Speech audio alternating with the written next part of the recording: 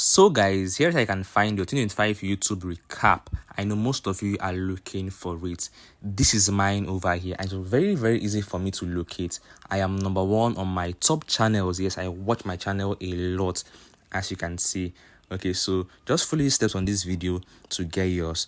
All right, so after watching many videos on how you can see your YouTube recap, because I watch a lot of videos, as you can see over here, and most of them were telling me I should go to Chrome, I should go and search for YouTube recap and all. Okay, let's say go to Chrome, then search for YouTube recap. As you can see, I searched for it already, and it was not giving me what I wanted, and I'm sure you are also in the same shoe. All right, but it's just very easy.